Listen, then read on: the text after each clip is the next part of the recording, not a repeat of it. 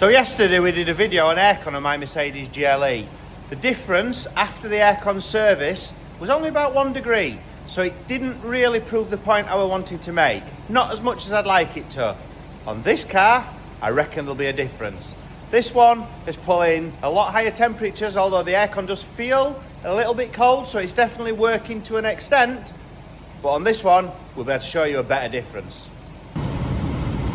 So as you can see, we have a lot higher temperature. This car, we've got an ambient temperature in the shop of about 23 degrees at the moment.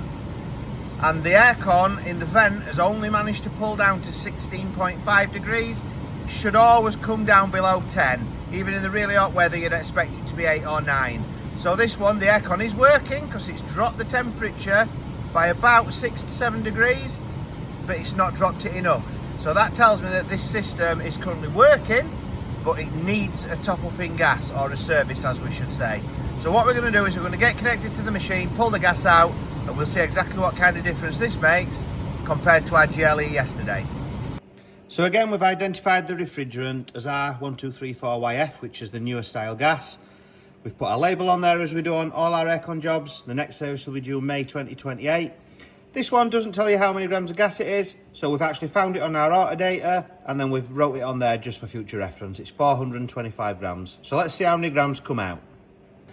So one thing to point out on this C3 is it's a 2022 model car, and it's unlikely that the aircon's been serviced. So it's probably about 4 years it's gone without having any kind of service on the aircon. So it'll be interesting to see the exact amount of gas we get out. Losing 10 to 15% annually, we would expect it to be considerably lower than the 425 it should have in there.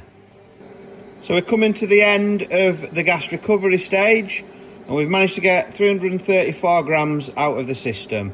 So it's about 90 grams down on what should be in there. And obviously we've now transferred into the vacuum, which we should pull 0.99 bar, and that'll take 20 minutes. So when the vacuum's done and we've got it filled back with gas, we'll revisit and we'll see what the temperature pulls down to, see what kind of difference it makes. So we're just coming towards the end of the leak test now. The system's got no leaks. It held at 0.99 bar. It's just replacing the 1 mil of oil that it took out when it was removing all the gas out, because it matches the oil back in, just to make sure it maintains the correct oil level. And now it's going to start putting the gas in. So before the aircon service, this vent were reading 16.5 degrees, and some people would think that's cold air. You'd be wrong. 16.5 degrees is not cold air. It's just slightly less cold air than the warm air outside. What we have now, I'll show you exactly why you should service your aircon every 2 years. So we've done the full vacuum, the full regas, the full service with the proper snap-on machine, and let's see what we've got. Remember, originally we were on 16.5 degrees.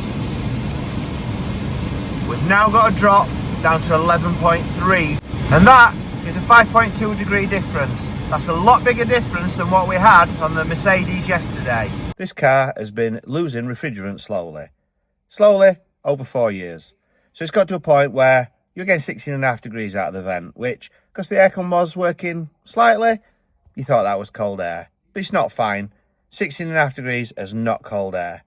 11.4 degrees, that's what cold air actually feels like.